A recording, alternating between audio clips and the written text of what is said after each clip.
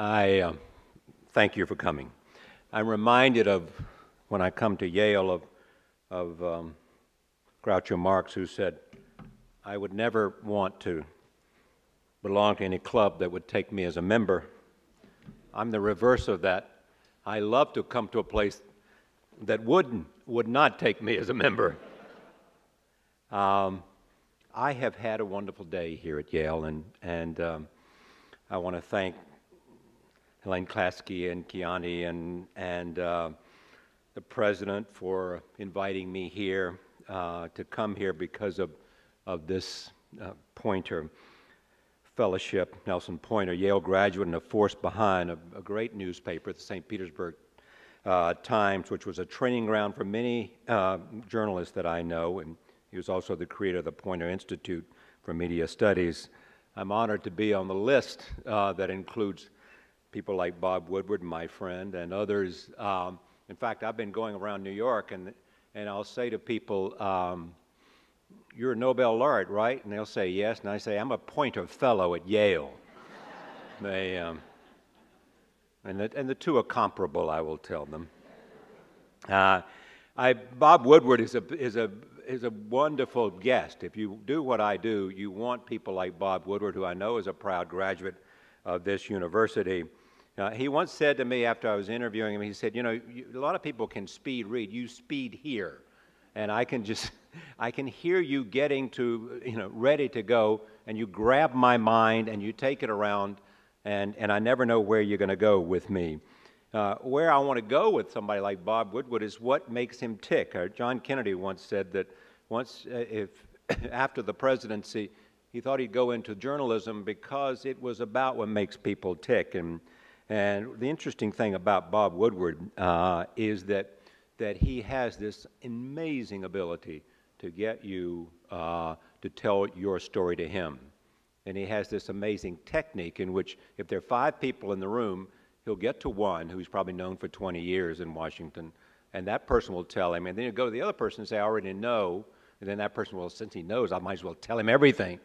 And by the end of about 5 of those, he does have the story. This has been for me, as a journalist, an incredible week, if you do what I do. There was first the Don Imus story last week, which told us something about ourselves, and then on Monday, we had this incredible tragedy at BPI. And these stories told us something about our culture and the need to resist coarseness and physical and verbal violence, and we need to talk about it, but it also told us something about handguns in our society. What they've asked me to talk about today are questions, the ones that we ask and the ones that we should ask. I must tell you that there are a few interviews that I do that I don't think of a question that I wish I'd ask, or don't look at an interview and say to myself, I wish I'd followed up, rather than going where I took that conversation. That is the nature of what we do. It is a conversation, and it is live. George Will once said the best 2 things on television are conversation and sports, because you do not know where they're going. They are not scripted. A friend of mine named Diane Sawyer said that interviewing is like tennis. The most important interviewing technique is listening, and you listen the way that an athlete waits for the ball. You're ready to move in this direction, or you're ready to move in that direction, and you listen without self-consciousness, and you listen without self-importance, and you listen as a human being first, and you listen as a pursuer of the facts second, and you never listen as a television personality. One of my favorite questions is to simply ask, as we talk about questions, is to simply ask people, what questions should we be asking? Or what would you say if you were talking to the president, say?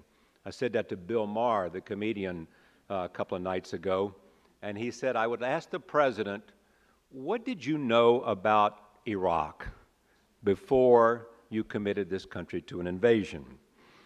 Think about it. The interview is at the heart of journalism. It's combined with an ability to express and to analyze and to observe. It is, this interview, at the core of what all of us do. We have to add these other things. But what is important about it, in my judgment, is that it has not changed. Some argue that the high point of interviewing was in the 1950s and the 1960s when you had the Paris Review interviewing writers all over the world, or you had Playboy magazine, or you had the New Yorker, and in the 50s and the 60s, and that interviews were used at that time to put the focus on the personality of cultural and political figures. I say to you that the interview is the one thing that technology and the expansion of the media has not changed. Almost everything has changed, but the interview, this core thing that is at the heart of journalism. What has changed for those of us in journalism is access and participation. The access that we have to information and the access that me as a journalist and the access that people have to participate in the process. Think about VPI. I mean, there were people on cell phones communicating there that day. It is the new phenomenon in terms of tragedy, wherever it is. There are people there who are doing their own reporting, and they're communicating to CNN or to Fox News or other places, and it's on the air because they are the only observer. In the case of VPI, there was a search to get the interview with students, with police, with administrators, with experts, and with politicians. We all wanted to know what an interview always wants to know: who, what, when, where, and why. What we still don't know about that kind of tragedy is context. We don't know, and it is always the toughest thing to know, we don't know why. We're beginning to get some insight. We're beginning to see that there are records left and notes left. And we're beginning to know that people had some kind of experience and they made judgments. And we're understanding a little bit about the why, but in the society we live in, it takes a lot more. There is always the drive in interviewing to find someone who will tell you and tell you first. I remember as a young reporter at NBC News, I went to cover, and they took me in one of these little planes in the middle of the night to go to West Virginia to where there had been a disaster in a mine. And we stood around, and the families were standing around, and it's the most emotional experience you can have because, first of all, you don't know what's happened. You just know they didn't come back. And you've got these people who live in this community, who appreciate the danger and fear the moment that they're living. And I remember, for me, trying to understand and report back for NBC for the Today Show the next morning, a man just said to me, "We found a cigarette lighter." There had been an explosion. "We found a cigarette lighter." I knew that first. It was an information that I know, and journalists always want to do that. What forces are at work in our society as we ask why? What is it that we know about this gunman at Virginia Tech? What do we know about why we do what we do and what it is that makes us tick? I'm just going to give you a moment of biography about me because I've been asked this question since I've been on this campus at noon. And I just want to say a couple of things. I have this remarkable job that I have, and it's remarkable because it gives me the opportunity to do things, and it is a trust that I believe I have with you and with the guest and to take it seriously. But I feel so lucky that I grew up in a place, in a small town in America, in North Carolina, where my curiosity was what it was that enabled me to be a participant, because my parents owned a little small country store, and that store where I was asked by my father, as fathers ask you to do something, you will be here tomorrow morning at 8 o'clock.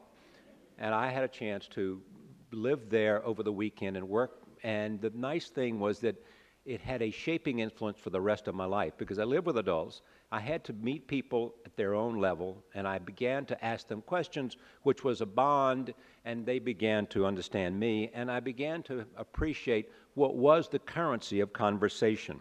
I went on from that to go to Duke and to go to law school, to go to New York, and then all of a sudden, because of curiosity, to be asked to do what I do now, and the fact that I've had people who have helped me along and who recognize that. I wrote a mission statement about 14 years ago in which I expressed to my group that started out then what this show was going to be about. And I said to them at that time, what we are about, you know, as Don Hewitt used to say about 60 Minutes, 4 reporters, go tell a story. 4 words 60 Minutes was about, go tell a story. And what we are going to do is tell a story through the interview. And we want to find the mystery of the human condition, and we want to find what makes people tick, and we want to find what events mean. And that's what we have been doing, and what I have been doing for most of my adult life, and I have profited from it handsomely, not just because of the money and the rewards it has and the celebrity, especially not, but because I have had a chance to be in touch with, in a daily way, with the big ideas and the interesting people and the fears and the hopes of a community that I inhabit. And the people who come there come from science, and they come from business, and they come from politics, and they come from art, and they come from sports, and they come from entertainment. And what they do is bring their own experiences. And I have enjoyed their company, and I have done things that I would never have done except for journalism, and except for the fact that I was able to somehow bring the idea of the interview to a different place, to 11 o'clock at night in an hour conversation with the most interesting people that there was. It has enabled me to watch soccer at an apartment in Tel Aviv with Yitzhak Rabin, you know, to go around a racetrack with Michael Schumacher, to play basketball with Charles Barkley, and tennis with Andre Agassi, to do a whole range of things that I would not have been able to do, to have Harold Pinter listen to me read his own poetry and make a judgment as to whether I did it well or not so well. And I have learned a few lessons along the way, and I have made a few rules of the road for the essence of the interview, and I share them with you in a sense that we can talk about them later. It always begins with who, what, when, where, why. Those are the questions that we ask every day. It can bring you extraordinary results. I saw over the weekend 60 Minutes do an interview with the 3 young Duke lacrosse students and players and team members who had just been told by the Attorney General of North Carolina that all charges had been dismissed and that they were innocent. And Leslie Stahl from 60 Minutes said to one of those young men, if you could talk to the prosecutor, what would you want to ask him? And he said, without fail, why? And it is the question. It's the question that Roger Mudd asked of Edward Kennedy in 1979 when he wanted to be president. Roger Mudd said, why do you want to be president? The inability of Senator Kennedy, who has been an extraordinary senator, to have an answer that was in any way giving voice to what Senator Kennedy at that time understood about what he wanted to do to the president, doomed his presidential chances, or at least was the beginning of that experience for him. I remember that when Dan Rather said to President Clinton, why? President Clinton said, because I could, which said a lot about the circumstances of that. I remember so many times that when you ask this question, why, that's all you need to do to have almost a complete interview. I have some rules of this core interview as what it means to journalism and the way that I practice it. First of all, I'll just give them quickly. Psychology of the individual is so crucial, to understand where they are coming from, to understand as much as you can about them, to understand what has shaped them and why they are there and what they might want to express. And how do you not only untap that, but also how do you ask them, make them, get them to want to justify what they have done. Secondly, as all of us know, and because I said this earlier about tennis, it is preparation. One of the things that I miss most is more of an opportunity to prepare for these interviews. I do a show 5 nights a week. I do a lot of other things like this. And I have a remarkable staff of people that are brighter than I am. But if there's anything that I do, because there is joy in the preparation, there is joy in learning everything you can. It's the same reason people come to a university community to learn, and that's what is exciting as actually doing it. Preparation, preparing for a game, for a match, an athlete, if you're an athlete, or if you're an actor, is never quite as satisfying as being on stage testing what you have learned, but it is something that adds to how well that experience will be. The other thing is listen, and you all know what that means. But it is not just to hear, but to listen, to have your sense of listening so attuned so that you can hear the nuance, so that you are not simply listening to an answer. Seize the moment is crucial. An interview, like a sporting event, may go off in any direction you never imagined, and you have to hear that moment, and you have to seize it. And you are able to do that because you have prepared. The other thing is to read the person. That comes from the psychology. There is also an imperative that many people don't understand or appreciate in terms of what I see. It is to engage. It is, based on all the other things, make sure that you engage so that something is happening in this moment that you have together, so that you are taking that person, as Bob Woodward said, dragged across the stage. You're taking that person to somewhere they haven't been. You have to have a strategy. You have to have, on the part of the person who's doing it, as Diane Sawyer said in that opening quote that I read, a genuine desire to understand and to learn, to be receptive. You have to know how to follow up. There has to be always, if it's going to be good, spontaneity. I remember there was a famous writer that all of you know, and I wrote this down somewhere, and I hope I have it here. And I frequently use this as my fallback plan when I'm doing an interview. It is a series of questions, and I want you to think of these as I repeat them. These are the famous Proust questions, which famously were used by a guy in Paris who'd had a very popular show on Friday night.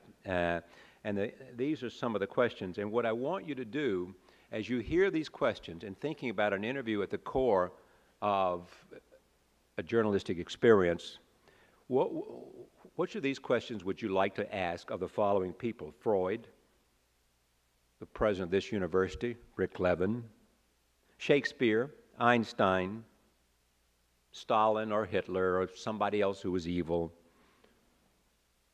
or political leadership of today, vice president, president. These are the Proust questions. What do you regard as the lowest depth of misery? Where would you like to live? To what faults do you feel most indulgent? What are your favorite heroes of fiction? What are your favorite characters in history? Who is your favorite heroine? What are your favorite painters? Who are your favorite musicians? What are the qualities you most admire in a man or a woman? Your favorite virtue, your favorite occupation? What would you like to have been? Your most marked characteristic? The quality you most like in a man, the quality you most like in a woman? What do you most value in your friends? What is your principal defect? Favorite occupation? Dream of happiness? What to your mind would be the greatest of misfortunes? What would you like to be? What country would you like to live? Then there's a whole series of those that I don't quite understand. Favorite color, favorite flower, favorite bird, favorite animal. Then it gets to be the favorite prose writers, favorite poets, favorite hero of fiction. Think about the people I said we want to ask these questions of and what it might tell about them and their character. Favorite poets, favorite hero of fiction, favorite heroines of fiction, composers, painters, and all of that. It goes on and on. And these are the questions that when everything else fails, if you do what I do, those are the questions that you hope will somehow unlock this person, because we all know, and which makes interviewing as interesting, most people like to talk about themselves. We know that from dinner parties, and what you do is try to find a way that untaps that.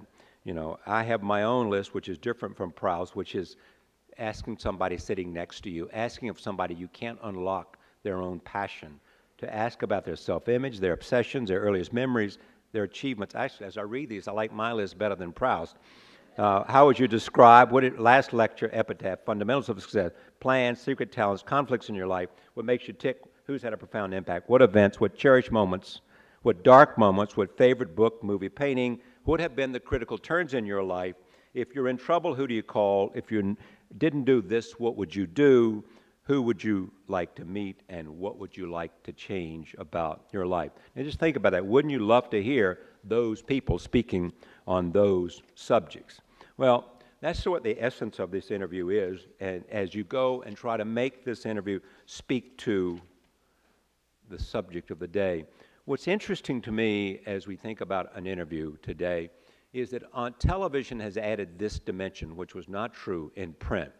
There is an element of performance, and the performance, as I see it, which makes interviewing have impact, is engagement. It is eye contact. It is body. I mean, I find myself frequently leaning across my table, and in doing that, it sends some message to the person. Sometimes you can see them move back like this, you know, and you say, where the hell are you going? You know, reminds me of that favorite photograph that the New York Times sells of Lyndon Johnson towering over Senator Green, giving him the Johnson treatment. There is a variety of forms of what we talk about, and you know, there are people that I admire who do what we do. There is Bill Moyers, there's Mike Wallace, and there's Ed Bradley, and Barbara Walters, and Ted Koppel, and Larry King, and James Lipton, and Terry Gross, certainly on the radio, and people who are no longer on television, like Dick Cavett and William Buckley, are people that have had an opportunity to do this and have decided that there were other things that they wanted to do for whatever reason. There are also the shows. Chris Matthews, Bill O'Reilly, Keith Olbermann, Anderson Cooper, The Big Idea, Nightline. They're all the Sunday programs, what you know about. There is perhaps one interview that may be, in my lifetime, the most famous interview of all time. It is now a Broadway play on Broadway, obviously, and it comes from a very successful run in London. It is called Frost and Nixon. It is a story of what David Frost did as he faced the opportunity of engaging Richard Nixon, with the purpose of this engagement in his mind to get Richard Nixon to confess and to get Richard Nixon to say, I'm sorry, this is what I did wrong, you know, and this is how I have come to accept it. As this play will show you, things were not going well for the Frost-Nixon interview. Nixon was, in his own inimitable way, because he was a bright professional politician, was able to deflect, and David Frost was growing in this conversation over a period of 4 days and like 20 hours of conversation, more and more frustrated and more unable to get anything, so that his staff was, in fact, at that point, beginning to get extraordinarily short with him. And there was one final interview. They had agreed to save Watergate to the end. And so Frost went in we'll see this in the play, Frost went in that day knowing that he had to rescue this interview, because first of all, he'd put his own money on the line, his own reputation was on the line, and Nixon had said to Frost, one of us will emerge from this as the victor. And so Frost basically took the position that he had to make it happen, you know, and he does, because they found in their research some point. But what happened there, and this is about interviews, I read the transcript last night. It is an interview in which Frost comes through finally, not being David Frost, a talk show host, but being David Frost, who was genuinely curious about this and genuinely had convinced Richard Nixon through the persistence and not short questions that he had to level with himself. So that, as you know, Richard Nixon finally said the answer that Frost wanted, which was, I made mistakes, that I have impeached myself, and that I have nobody to blame, and that I have not only let myself down and let my family down, but I have let America down. That is probably the most famous interview of all time. You can now see the Frost-Nixon play on Broadway, and it is a fascinating sense of what it is. Done badly at the beginning, and not because Frost didn't want to do it well, and then done superbly well at the end, and in getting the results which he wanted, which was a sense that Nixon, in a sense, was being honest with himself. When I talk about interviews like this, I have to tell you that the biggest misconception, and it pervades journalism as we know it today, it is that there is a hard interview and there's a soft interview. There are hard and soft interviews, but the misconception, I think is one of the issues that divide us. When somebody calls their show Hard Talk, my suggestion to you is that you don't expect hard talk, because and Chris Matthews, who's a friend of mine too, calls the show Hard Talk. Hard Talk. That's not what's good about Chris Matthews, that it's hard talk, because it's not that much harder or that hard at all. And this misconception pervades, and that's the reason people want to call their shows hard, and that's why they want a reputation as being hard. Chris Matthews is brilliant at what he does in politics because somehow he understands the poetry of politics, and he's able to ask questions that bring those sense of motivation and what makes people tick to his stage. Tim Russert has been called by some America's toughest Sunday interviewer. He is not that. He is something more important. Tim Russert gathered around him on Sunday of last week 4 or 5 people to talk about the meaning of the Imus controversy, and what came out of that meaning of controversy was a sense that America needed to ask itself questions about it, how it allowed a certain coarseness and crudeness and racism and a capacity to hear things and not do anything about it because your mind was focused on other things. I once was going to do a piece in the context of this called, Mike Wallace is a tough interviewer and other myths about television. Mike is perhaps the person in American journalism who's done more with the interview in terms of the longevity of his career, in terms of the kinds of stories he has done, and in certainly what has happened to 60 Minutes and what he has meant to them. Mike Wallace will tell you the best interview he has ever done was not with the Shah of Iran, which he's proud of, was not with the Ayatollah Khomeini, which he is proud of, was not with Ronald Reagan or Nancy Reagan or all the political figures.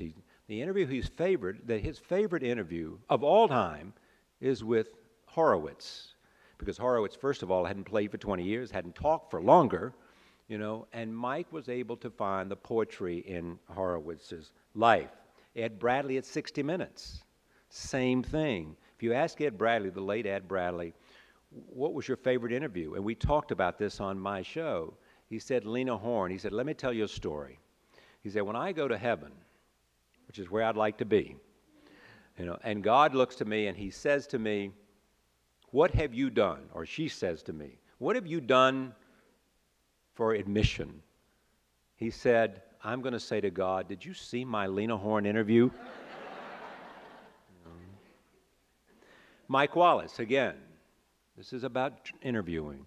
Mike Wallace says, I want my epitaph to be tough but fair. Tough but fair.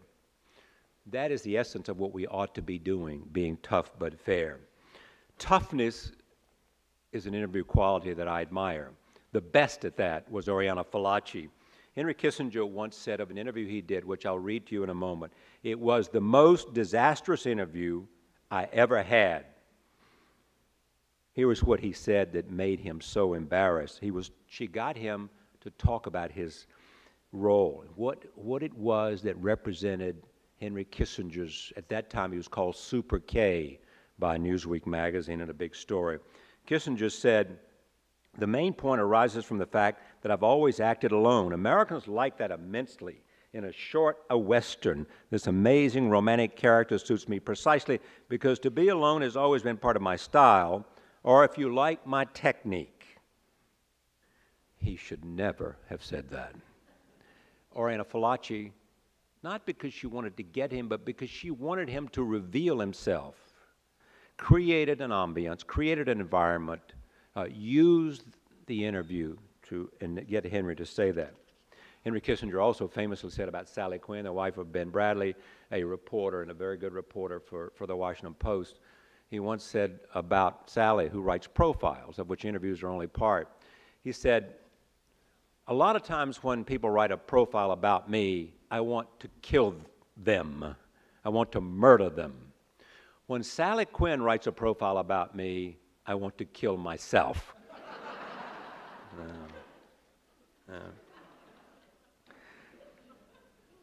Oriana Fallaci wrote interviews that had impact.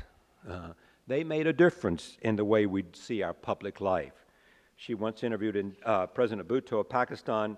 Indira Gandhi, when she saw the transcript, refused to meet with him, refused to meet with the President of Pakistan in order to sign this nuclear agreement. There are people who believe that Fallaci and Wallace and lots of other great interviewers, Dick Cavett was very good, David Frost is still with us, is now anchoring for Al Jazeera television, represent decades ago. That in fact, when Oriana Fallaci died in 1977, it was the end of the art of the interview, that it died with us. I liked her. She used to call me up and say a lot of nice things to me, and I was the one person that she wanted to interview her. But so I have no one that I think respects Oriana more, and to see the interview that she did with the Shah, which I will tell you now. This is an example of why I admired her. She was interviewing the Shah of Iran, and she said, "When I try to talk about you here in Tehran, people look at themselves in a fearful silence. They don't even pronounce your name, Your Majesty. What is that?" The Shah said in response, out of an excess of respect, I suppose. Fallaci said, "I'd like to ask you, if I were an Iranian instead of an Italian, and I lived here and thought as I do and wrote as I do, I mean, if I were to criticize you, would you throw me in jail?" The Shah said, "Probably." That says it all. It was tough, it was fair, it was real, and he felt compelled to say something important. I'm not even considered to be the kind of as tough as Oriana Fallaci is, and I am not even considered to be as tough, say, as Mike Wallace is.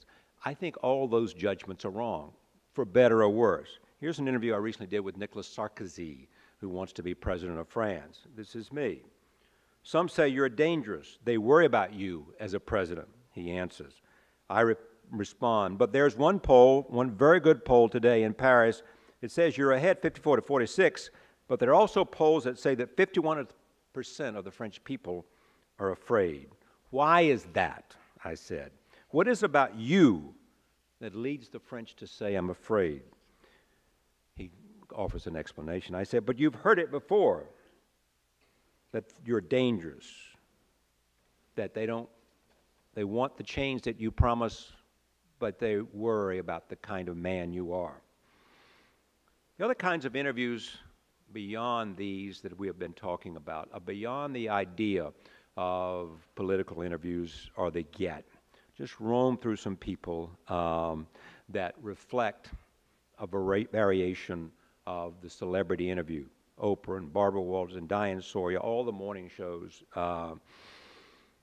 Magazine shows do it. It is this idea, as Bob Schieffer once said, that get the right people at the right time. That today has become, it's true for magazines too. Get the right person on the cover of Vanity Fair, get the right person on the cover of Vogue, get the right person on the cover of your magazine. That's become a kind of game that is too celebrity-oriented and has caused us to lose something in the process.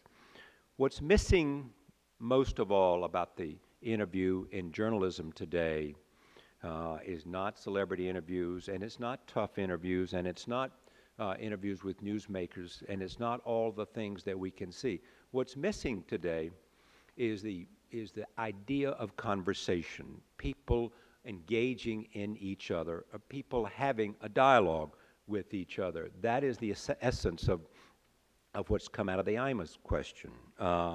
Moyes used to do it. Cavett did it to agree in terms of entertainment. Conversation today has become almost an overused word. Politicians say, "I want to have a conversation with the American people." Even French politicians, Ségolène Royal, before she announced, says, "I want to go out and have a conversation with the French people and see what they think." America needs to have a conversation about important ideas. And because conversations are by nature not about sound bites, not about 2 minutes, they have found a decreasing avenue to be seen on television. I and part of the process that believes conversations belong on television. Conversations about who we are, but also conversations about who people are. And you can't do that in 5 minutes. And it's not best done, in my judgment, using the interview at its maximum. 60 Minutes, for example, where there have been extraordinary pieces, and I was a proud member of that staff. It is a highly edited process. It takes the life out of something that is very real about the interview, about this interchange between two people. I'll talk more about conversations, but I want to just say a couple of things about what Rick Levin said and what was said earlier, because members of the Fryer family are here. Rick Levin said that we would hope and expect that these lectures will focus on the ethical responsibilities of those engaged in government, higher education, and communication, that will continue the conversation that Gary always encouraged among his friends and colleagues about how to be honorable, ethical, and effective in all the various modes of public service. Most of us know what Gary meant. It meant to show integrity. It meant to show some sense of judgment. It meant to recognize the difference in right and wrong. I want to add one small or large dimension to what I think it means to engage in a moral and ethical dimension. It means to act with some sense of respect for the role that you have been given, and to take that and to cherish the time that you have, to do your homework, to cherish the time, to listen, to do what Mike Wallace said, be tough but fair, to take no cheap shots, to realize that not everything has two sides, but you have to find out if there is another side that is worthy of hearing. You have to avoid agendas, you have to accept excellence, and you have to talk about what is the right thing to do. You have to appeal to people's hopes rather than their fears. Yet at the same time, you have to understand what it is in pursuing the level of ethical responsibility and moral responsibility. You have to understand what it is that is required of you and what the standards are that you set.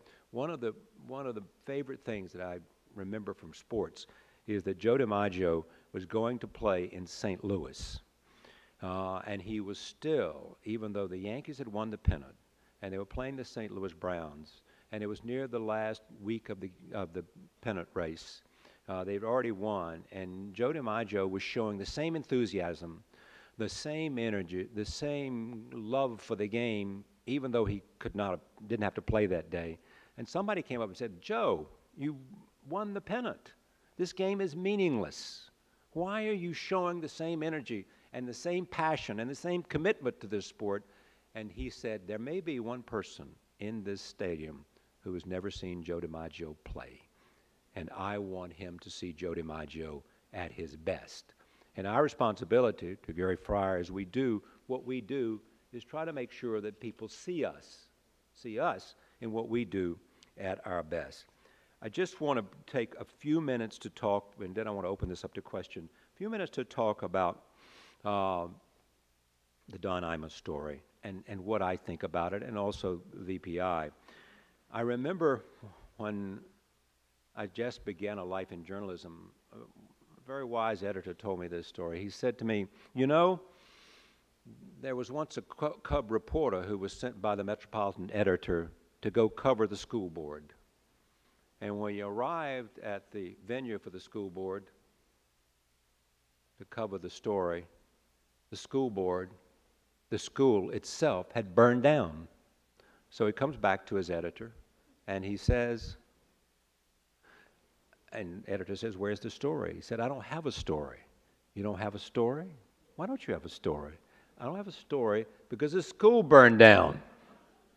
Yeah. So I think it would be remiss of me not to talk a minute about the Imus story and what it meant and what it says. It was on the front page of every newspaper, Newsweek and Time. The cover story this week is Don Imus. Tim Russert said of his show last week when he gathered people around to talk about it, he said, "I intended to talk about Alberto Gonzalez, who was testifying this week." This was last Sunday. But this story just seemed to be too important. All of it, a story of how Don, and 3 words, put his career in focus and on hold. Imus once did an hour on my show, and I make this as a point of disclosure about him. I have never been on a show, had never asked to be on a show, obviously will never be on his show. He came to my show and he did an hour with me, and he went on the radio the next morning, and I had no idea what he was going to say, and he said, you know, bar none, this is the best interview, and my heart filled with pride that Don Imus, the famous Don Imus, had come to do my show. And he went back the next morning and talked about it for 2 or 3 hours until his fans and until his staff finally said, just shut up, we don't want to hear about Charlie Rose anymore. But that was, in that a sense of my own point of discovery. He said a lot of other things later, I'm sure, that I don't remember as well. I was never part of the inner circle, and I never tried to be, but I had other things to do, not because I might not have wanted to. But there is this to be said about it. It was a mark of identification to be on Don Imus's show. Everyone wanted to be there. They wanted to be part of the inner club. All those people now, including Don Imus, agrees that the remarks were indefensible, they were racist, and there was sexual slur that hurt some very, very special and heroic people, the Rutgers women's team. Heroic because they had gone a lot further than anybody ever thought, because of their skill, but also because of their heart and their moment of victory, even though Tennessee beat them in the end, was clear to everybody. And then at their moment of victory, they hear this, it's translated to him. A Washington Post editorial said, though, that this is more than a story about Don Imus and his program and what has happened to him. It didn't take too long, the Post said, for the debate to move from racist and misogynistic musings to gangster rap, its artists and the record companies that helped hateful words and negative images of women and African Americans get into the mainstream. We can, on this story and what's happened, make too much of it, or we can make too little of it. It is not the first time that there was an atmosphere that failed to take on a television program, this radio television program this time, that failed to take note of racism and sexism for whatever reason too many times in our life and work. We failed to stop. This is our moral accountability that Gary Fryer might remind us. We failed to stop and say, I will not let that pass. I will not participate, even though I understand it would be easy for me too. I can just ignore it. I can say it wasn't me. I didn't say that. I can say it wasn't part of what I was doing. We now know that in that program, there was a history of remarks, and lots of politicians and media stars, you know, had done nothing, and they've all stepped forward to say that. They stepped forward now because it was impossible not to, because somebody had said, this is not what we want on radio and television, these kind of racist slurs. Somebody finally said that in terms of anybody, and therefore people have been part of a program as guests felt compelled to say what they thought and to understand and explain the benefit they had received from that. You heard from all of them and you saw them when they participated on live. The show was live. You were thrilled to be invited. You were admired by your colleagues. It meant that you had currency, and it meant that you were a player. And Don, it should be said, was a star, and he was a guy that you viewed with affection and with amusement. He was this multifaceted human being with interest. And it was a small price to pay if on another day there was criticism about him. Here is the problem that I worry about in terms of what we are and what we do. It is the notion that today, that last week and on Sunday, everybody said, we have to have a conversation. We have to have a dialogue. We have to do something about this. This has exposed us to our crudeness. This has exposed us to our coarseness. This has exposed us to something that doesn't belong in a country and a nation, that believes as we do about ourselves. And there were all kinds of people saying, you know, that we have to have a national debate, that Don Imus should be part of that national debate, that lots of people should be part of that national debate. Then came Monday. And Monday there was another more deadly, more deadly, extraordinarily violent and tragedy. And all of a sudden, our focus, as it should be, was there. You know, I worry and I wonder that what we thought about last week and what that as part of our world, and in the context of a responsibility for your father and your husband, Gary's son and husband and wife, that what we have to do is remind ourselves as we go on that we've got to insist on these dialogues. We have to insist that the interviews that we do play a part in a national conversation about who we are. I close with this because I want to take your question, and I worry that we will not have that dialogue, and I worry that somehow we will not be able to go forth. I think that the age of the interview not only is not over, I think that we need to demand more of it, and we need to demand more of ourselves. I read you, as I close this, something that my colleague Ted Koppel said 10 years ago. This was 10 years ago at a commencement speech, 12 years ago, at a commencement speech at Johns Hopkins. And I just happened to find this in my library last night. That's what he said 11 years. We should treat one another with respect and courtesy, regardless of race, gender, creed, or economic standing, not because the law or even the enforcers of political correctness demand it, but because it is illogical and self-destructive to do otherwise, unless and until we perceive civility to be in our common interest. Our national pendulum will swing wildly between anarchy and authoritarianism. Every murder, every mugging, every rape, every robbery, every criticism is further evidence of the collapse of civility. But so too is the avalanche of legislation which we have tried to replace it. I know we can't dispense with all of our laws, but I think how many of them would become irrelevant if we were merely treated one another with common courtesy. Almost. He continues, what I find so appealing about the notion is that it lies within the capacity of each of us to implement it. Just consider it, please. That from the best of who we are as a journalist, Ted Koppel. And it just reminds me, and the last 2 weeks remind us, that there is never more of an imperative to do that, to regain our sense of purpose and civility, and that the imperative for journalists and people who have the national focus, people who have the capacity to bring us together, not forget, not be in a room where things that happen that we don't particularly like, that we not forget that we can use this instrument that we have been given access to make a difference and make the world that we live in better. I am honored to be with you, to share a few thoughts with you, and to take your questions.